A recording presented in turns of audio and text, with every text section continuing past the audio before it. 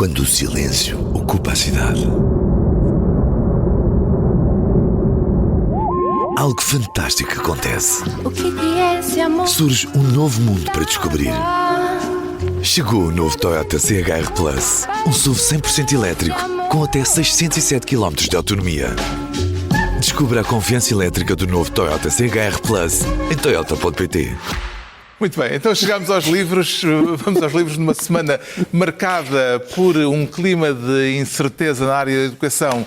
Já falámos aqui disso longamente. Vale a pena recuperar um livro com 150 anos, mas que acaba de ser traduzido e publicado, um livro do filósofo Friedrich Nietzsche, intitulado Sobre o futuro das nossas instituições educativas. Digam lá se não vem a propósito. O livro nasceu de 5 conferências que Nietzsche deu em Basileia no ano de 1872.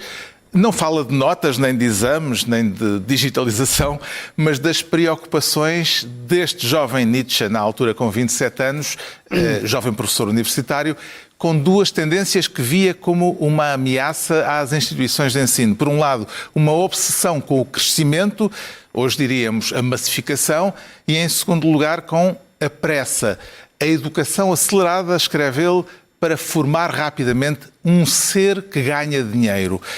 Contra estas 2 tendências, Nietzsche defendia o contrário, concentração em vez de expansão, exigência em vez de facilidade, tempo em vez de pressa, e uma ideia de uma simplicidade desarmante e que o filósofo levava muito a peito. Toda a educação começa no rigor da língua, aprender a falar e a escrever com precisão, ou seja, aprendizagens lentas que não vão lá com reformas apressadas. Sobre o futuro das nossas instituições educativas, de Friedrich Nietzsche, tradução de Pedro A. Teixeira, edição da imprensa da Universidade de Lisboa. O João Miguel Tavares sugere Camilo, Sim. que se exprimia bem.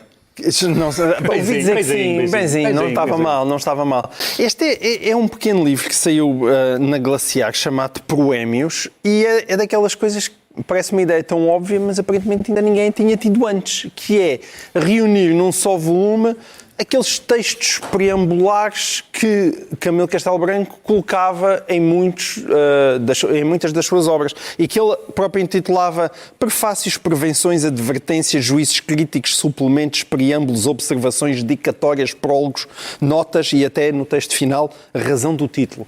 Ou seja, isto dá logo um lado... dos quais de morrer a rir, aliás. Exato, sempre muito mordaz e também uma espécie de autocrítica. Isto é Camilo sobre Camilo, na verdade. É Camilo a refletir sobre Camilo e com muita frequência Camilo a gozar com Camilo e também com o leitor. Portanto, vale muito a pena. O Pedro Mexia traz Thomas Mann. Thomas Mann, que é o autor de um dos romances do século XX, A Montanha Mágica, e este livro é um livro de ensaios de 20 e tal anos, da produção dele. Eu conhecia alguns outros, nunca tinha lido, e então tem os textos mais diferentes, alguns, aliás, já havia tradução em português, grande parte deles, mas não assim num volume, isto é um volume de 500 páginas, que vai desde textos, um texto que ele escreve para quando ganha o Prémio Nobel, que é uma espécie de texto, é mesmo um texto autobiográfico, é uma coisa o mais claro possível, parece um verbete subjetivo sobre a sua vida. Depois tem, por exemplo, ensaios literários sobre a história do romance, da epopeia ao romance subjetivo, e depois tem os textos mais distantes que podem estar um do outro, que é os textos sobre o Schopenhauer, que é preciso ler 4 vezes cada página, tal a densidade, e os panfletos contra o nazismo, em que a linguagem é à base de besta, imundo, canalha, etc. Portanto, uma grande variedade estilística e um percurso intelectual muito interessante do conservadorismo para um humanismo liberal, digamos assim. Já tivemos Nietzsche, Camilo, Thomas Mann... Isto é para a classe, atenção, é? E agora Machado de Assis. Machado de Assis. Isso não é para quem tem tanque. Classe cultural é só para quem tem piscina. Mas eu devo dizer que este tomo, que se chama Singular Ocorrência e Outras Histórias de Mulheres, é uma coletânea de contos do Machado de Assis, digamos, uma coletânea temática, como a própria capa indica. É da coleção organizada pelos professores Clara Rowland e Abel Barros Batista. E, apesar do que vocês estão a dizer, que é tudo alta cultura, tudo cultura do mais alto coturno, eu recomendo aquelas pessoas que dizem assim, então, mas o que é que eu hei de fazer ao meu filho, para que não tire a cabeça do telefone? Atenção que o Machado de Assis também é muitas vezes é um autor muito moderno, tal como o Camilo. Provavelmente a linguagem é mais acessível. É mais acessível.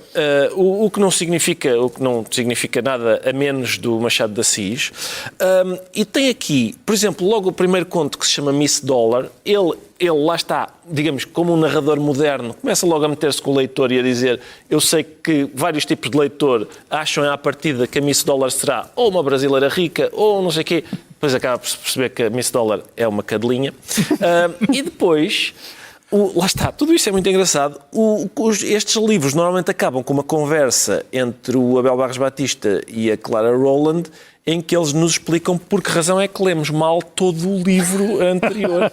E ajudam a saber, por exemplo, porque é que... Ajudam a perceber porque é que, por exemplo, porque é que o conto chamado Singular Ocorrência, se é uma singular ocorrência no sentido em que é singular, porque foi uma em vez de plural, em vez de várias, ou se é singular no sentido em que ela é, digamos, o outro sentido de singular, rara, exatamente. E assim se conclui mais uma reunião semanal, 2 a 8 dias, à mesma hora, os mesmos de sempre, também em podcast. Pedro Mexia, João Miguel Tavares e Ricardo Araújo Pereira.